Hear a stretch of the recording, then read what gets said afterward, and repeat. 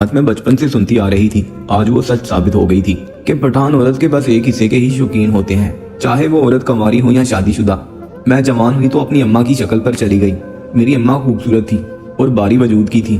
उसी तरह मेरा जिस्म भी छोटी उम्र में भी शादीशुदा औरतों जैसा ही हो गया था। मैं पीछे से काफी मोटी थी। जब चलती थी तो लोगों की निगाहें मेरे पिछले हिस्से पर जमी रहती। एक दो दफा तो मैंने नहाते हुए शीशे में गौर किया तो पता चला कि सच में पीछे से काफी मोटी हूँ। जिस कॉलेज में पढ़ती थी उसके सामने एक पठान लड़का रेडी पर कुछ चीजें बेचता था। एक दो दफा उसके पास से गुजरी तो मैंने महसूस किया उसकी नजरें दूसरे मर्दों की तरह पिछले हिस्से पर होती हैं। यहाँ तक कि जब तक मैं कॉलेज के अंदर ना चली जाती वो मुझे देखता ही रहता। वो बहुत खूबसूरत था लेकिन अभी बहुत छोटा और कम उम्र था। उस पठान लड़के के मुकाबले में मेरी उम्र काफी बड़ी थी। आहिस्ता आहिस्ता मैंने एक दो बार उससे कोई चीज लेकर खाई तो उससे मेरी दोस्ती हो गई। बाद में पता चला कि वो यतीम है और अपने बहन भाइयों का पेट पालने के लिए मजदूरी कर रहा है। मुझे उस पर बहुत तरस आता था। मैं रोज उससे कोई ना कोई चीज लेकर खा लेती। एक दिन मैंने बातों बातों में उससे जिक्र किया कि क्या सच में पठान इस हिस्से के शौकीन होते हैं, तो वो मुझे देखकर मुस्कुराने लगा और बोला कि अगर आपको यकीन नहीं आता तो आप मेरे साथ एक दिन चल कर देखें। मैं उसके साथ काफी फ्री हो गई थी, बिला झिझक उसके साथ बातें करती थी। उसके बार बार इसरार पर मैंने जाने का फैसला कर लिया। मैं जानती थी कि वो उम्र में मुझसे काफी छोटा है, वो चाह कर भी मेरा कुछ नहीं बिगाड़ पाएगा। उस दिन कॉलेज से छुट्टी हुई तो मैं उस पठान लड़के के साथ चली गई। मैंने कहा कि पहले मुझे दिखाओ तो फिर मैं तुम्हारी बात मानूंगी। उसने बिला झिझक अपनी इलास्टिक वाली निकर नीचे कर दी तो मेरी हंसी छूट गई क्योंकि वो तो मेरी उंगली जितनी थी। उसने मुझे सोफे पर पोजीशन बनाने को कहा। मैं पोजीशन बनाकर उसका इंतजार करने लगी, लेकिन अगले ही लम्हे दर्द की वजह से मेरी चीख निकल गई। जब उसने कुछ की, हम कॉलेज से वापस आ रहे थे। इरम जबरदस्ती मेरा हाथ पकड़कर उस पठान लड़के की दुकान पर ले गई थी जो बट्टा बनाकर बेचा करता था। इरम ने कहा, सुनो भाई, हमें 2 बट्टे तो बना कर दो। अच्छा बाजी, अभी बना देता हूँ, बस 2 मिनट में। मैं बोली, नहीं फौरन 1 मिनट में बनाओ। अच्छा ठीक है, जैसा आप कहें। इरम गुस्से से मेरी तरफ देखने लगी थी। मैंने इसके कान में कहा, सुना था ये सिर्फ शादीशुदा औरतों को ही बट्टा बेचता है। मैं तो शादीशुदा नहीं हूँ। वो मुझे गुस्से से घूरने लगी। क्या मतलब है नादिया तुम्हारा? क्या मैं शादीशुदा दिखाई दे रही हूँ इसको? कैसी अजीब बातें कर रही हो तुम भी ना, मत खाओ तुम। इरम एक बट्टा लेकर वहीं से चल पड़ी थी। अच्छा मेरी बात तो सुनो यार, मैं तो तुमसे बस मजाक कर रही थी। मैं इरम के पीछे पीछे जाने लगी थी और उसे छेड़ने लगी थी। कुछ ही देर में इरम भी हंस पड़ी थी। हम दोनों आधे रास्ते तक साथ रहे, फिर अपने अपने घर की तरफ चल पड़ी थी। हम दोनों का घर थोड़े फासले पर ही था, इसलिए जल्दी पहुंच गई। अगले रोज इरम बहुत ही चुपचाप और खामोश दिखाई दे रही थी। मैंने कहा, क्या बात है इरम? मुझे बहुत ही उलझन सी होने लगी थी। इरम इस तरह चुपचाप खामोश, जबकि वो तो एक शौक चंचल सी लड़की थी। कहने लगी, कुछ नहीं यार, बस तबीयत थोड़ी ठीक नहीं है, सर दर्द सा हो रहा है कल से मुझे। मैंने कहा, चलो हम तुम्हारा चेकअप करवा लेते हैं। अरे नहीं यार, मैं ठीक हो जाऊंगी, ऐसे ही गर्मी की शिद्दत से हो रहा होगा, आजकल मौसम भी थोड़ा गर्म है। हाँ ठीक कह रही हो सकता है, मैंने उसे तसल्ली देते हुए कहा। कॉलेज से वापसी पर मुझे बहुत ही हैरत होने लगी थी कि आज तो इरम ने बट्टा खाने की भी बात नहीं की, नहीं तो वो रोज ही मुझे जोर जबरदस्ती करके वहां ले जाती थी। मेरे लाख मना करने पर भी मैं और इरम घर जा ही रहे थे। अचानक इरम की तबीयत बिगड़ने लगी और वो चकरा कर गिरने लगी थी। मैंने सोचा उसे घर तक छोड़ देती हूँ, ये इस हालत में भला घर अकेले कैसे जाएगी। मैं इरम के घर उसे छोड़ने चली गई थी। रास्ते में मैंने 2 डेढ़ उम्र औरतों को उसी पठान की दुकान की तरफ जाते हुए देखा और वो लोग जाकर कहने लगी, भाई हम शादीशुदा होते हैं, हमें तो बट्टा दोगे ना आप? वो मुस्कुराने लगा और हाथ बढ़ाकर उसने 2-4 बट्टे दे दिए थे और वो हंसती हुई वहां से चली गई थी। मैं थोड़ी ही देर में इरम को लेकर उसके घर पहुंची तो उसकी अम्मी फौरन ही इरम को देखकर घबराने लगी। हाय मेरी बच्ची, क्या हुआ है? कहीं तू आज भी? मैंने हैरानी से उनकी तरफ देखा। वो जल्दी से इरम को बिस्तर पर लेटाकर मेरे साथ बाहर आई और कहने लगी, बेटा कुछ ठंडा लाऊं तुम्हारे लिए? मैंने कहा, अरे नहीं आंटी, बस ठीक है, मुझे भी देर हो रही है। और शुक्रिया बेटा तुम्हारा जो तुमने आज इरम को यहाँ घर तक छोड़ दिया, नहीं तो कल तो हम सभी लोग परेशान हो गए थे। इरम तो रास्ते में ही बेहोश हो गई थी और उसे कुछ लोगों ने यहाँ शाम में घर लाकर छोड़ा था और बताया कि आपकी बेटी रास्ते में ही बेहोश हुई थी और उसे हम लोग हॉस्पिटल ले गए थे। मैं तो ये सब सुनते ही चूम पड़ी थी। कुछ दिनों बाद सब कुछ ठीक हो गया था और इरम की तबीयत भी ठीक हो गई थी। वो और मैं अब खुशी खुशी कॉलेज जाने लगे थे, मगर मेरे सामने ऐसी सुनी सुनाई बातें आ रही थी कि सभी लोगों को हैरानगी होने लगी थी।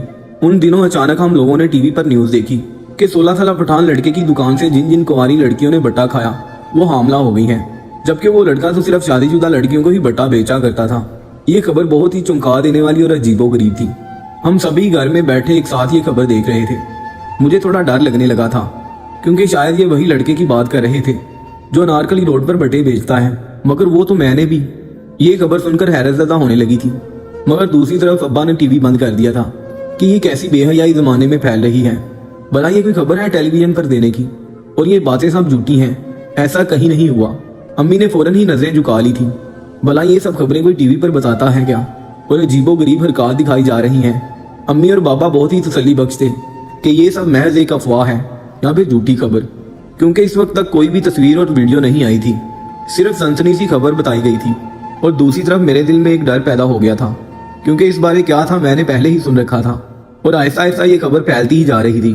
और मुझे हैरत इस बात की थी कि अब तक न्यूज़ पर कोई वीडियो या तस्वीर क्यों नहीं दिखाई गई। और फिर अगर ये बात सच है तो उस कॉलेज का नाम क्यों अब तक सामने नहीं आया? और पुलिस कहाँ है जो ये सब कुछ होने से रोक ही नहीं रही? मगर ये सब कैसे मुमकिन हो सकता है? भला बटा खाने से कोई लड़की हामला कैसे हो सकती है? ऐसा भी क्या है इसमें?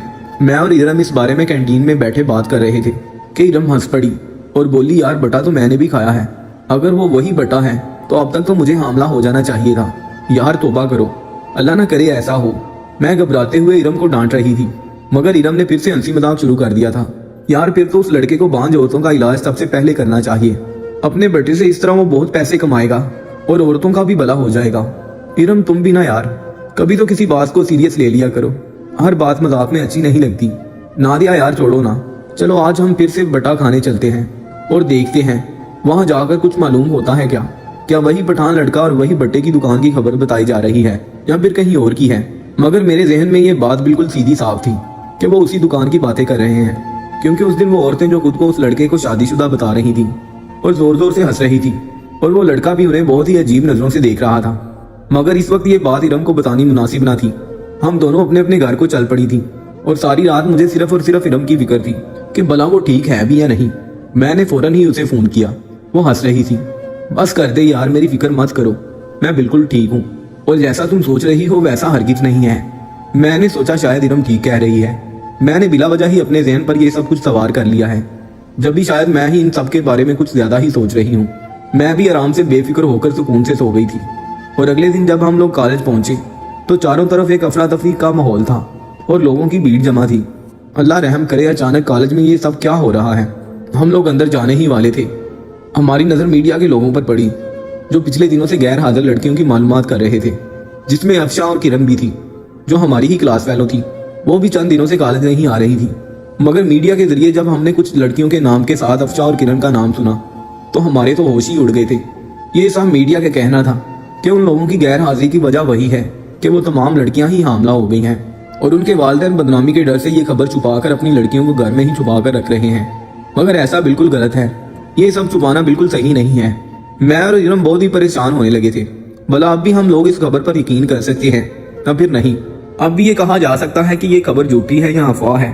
अब तो बस एक ही रास्ता था। इरम फौरन ही मेरा हाथ पकड़कर मुझे बाहर ले आई थी, क्योंकि आज कॉलेज इसी गहमा गहमी और बदनामी के डर से बंद कर दिया गया था। और इरम मुझे कहने लगी, चलो यार हमें फौरन ही अफशा और किरण के घर जाना चाहिए और देखना चाहिए कि ये सब क्या वाकई हकीकत है या महज सिर्फ एक अफवाह है। मैं और इरम फौरन ही अफशा के घर चले आए थे, मगर वहां तो ताला लगा हुआ था। हम दोनों बहुत ही फिक्रमंद होने लगे थे। हमने मोहल्ले वालों से पता किया तो मालूम हुआ कि उनकी लड़की पर असरात का मामला हो गया था और वो लोग यहाँ से कुछ दिनों के लिए अपनी लड़की को इलाज के लिए किसी मजार पर ले गए हैं।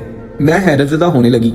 मैंने और इरम ने फौरन ही किरण के घर की तरफ कदम बढ़ाने शुरू किए और देखा तो हम लोग चूम पड़े थे। उसके घर पहुंचकर हम दोनों ही एक दूसरे को सवालिया नजरों से देखने लगे कि उसके वालिदैन के चेहरे से झूठ साफ जाहिर हो रहा था। वो कह रहे थे कि किरण अपने मामू की बेटी की शादी में उनके घर रहने गई है, जबकि किरण शायद घर में छुपी हुई थी। वापसी पर हमने घर से बाहर आते वक्त उसकी आवाज सुनी कि वो अपने ही वालिदैन पर गुस्सा करने लगी थी। बाबा आप लोगों ने मेरी दोस्त से झूठ क्यों बोला? जबकि मैं और इरम ने फौरन ही खिड़की से झांक कर देखा तो किरण खड़ी अपने वालिदैन से सच छुपाने पर लड़ रही थी। उस पर नजर पड़ते ही हमारे होश ही खता हो गए थे। वो तो बड़ा सा पेट लिए खड़ी थी। इरम और मैं एक दूसरे को देखने लगी थी कि किरण तो वाकई उम्मीद से थी, मगर उसके वालिदैन आखिर ये सब कुछ क्यों छुपा रहे थे? मुझे और इरम को मालूम हुआ था कि अक्सर हमारे कॉलेज की लड़कियां वहां उसे अनारकली रोड से बट्टा खाने जाती थी और उस पठान लड़के से खूब मजे ले लेकर उसे छेड़छाड़ करती थी। कहीं ये सब उस लड़के ने तो नहीं? मगर वो तो इस वक्त तकरीबन 16-17 उम्र का होगा। भला वो ये सब शर्मनाक हरकत क्यों करेगा? इरम और मैं उस लड़के पर नजर रखने के लिए एक प्लान बनाने लगे थे, जिस पर हमें कल से ही अमल करना था। रास्ते पर हमने वापसी में देखा तो वो लड़का अब भी वहीं ठेला लगाकर बट्टे बेच रहा था। हम दोनों फिर से ही हैरतज़दा हो गए थे। कि अब तक इतना कुछ हो गया है, फिर भला इसे क्यों पुलिस नहीं गिरफ्तार कर रही। ये तो अब भी खुलेआम अपने बट्टे लोगों को बेच रहा है। और दूसरी तरफ मीडिया पर जो नई बात बताई जा रही है कि ये लड़का सिर्फ शादीशुदा औरतों को ही बट्टा बेचता है, फिर क्यों इसने ये बट्टे कुंवारी लड़कियों को दिए। मगर कल हम दोनों को ही अपने प्लान के तहत शादीशुदा बनकर उसके पास जाना था और मामला की तह तक पहुंचना था कि आखिर क्या ये बात सच है और क्या झूठ है। सारी रात मैं इसी फिक्र में जाग रही थी और अम्मी बाबा ने तो पहले ही मुझे अगले दिन से कॉलेज जाने से इनकार कर दिया था, जब से उन लोगों ने टीवी पर खबरों में हमारे कॉलेज की खबरें सुनी थी। मगर मेरा और इरम का कल मिलना बहुत जरूरी था और मुझे कैसे भी करके अम्मी और बाबा को अपने कॉलेज के लिए मनाना था। मैंने बहाने से कहा, अम्मी बाबा मुझे प्लीज कॉलेज जाने दे। अब तक तो कॉलेज के प्रिंसिपल ने सारा मामला रफा दफा कर दिया होगा। हमारा जाना जरूरी है, हमारे इम्तहानात होने वाले हैं, जरूरी लेक्चर चल रहे हैं। बाबा बहुत ही गुस्सा करने लगे थे, मगर मैंने कहा, बाबा हो सकता है ये सारा मामला झूठा साबित हो और ये सब अफवाह ही हो। आपने ही तो कहा था उस दिन, और फिर भला हम लोगों को इस बात से क्या लेना देना। हम तो सिर्फ पढ़ाई की घर से जा रहे हैं।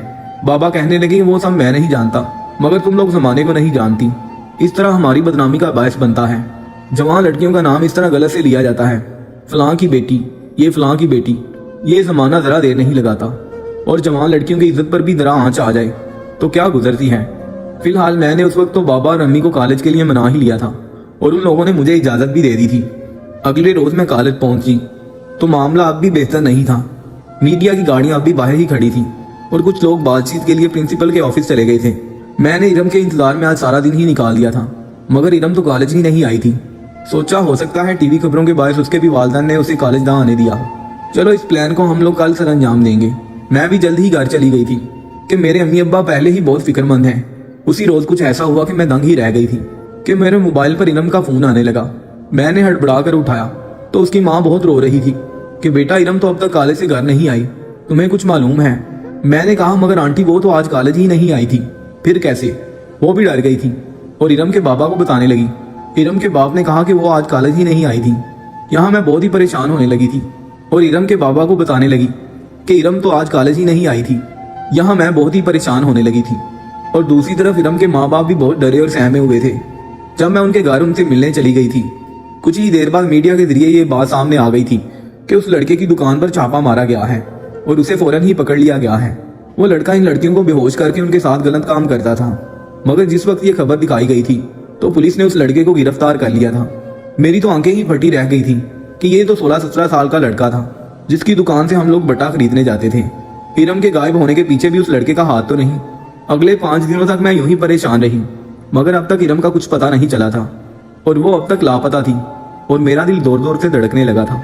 मैंने फौरन ही किसी को बिना कुछ बताए पुलिस स्टेशन पहुंची और मैंने अपना नाम बिना बताए ही मुंह पर कपड़ा डालकर मैंने उस लड़के के खिलाफ बयान दिया कि ऐसे ऐसे मेरी दोस्त आज 10 दिनों से लापता है और मेरा मानना है कि उसके पीछे भी उसी लड़के का हाथ है।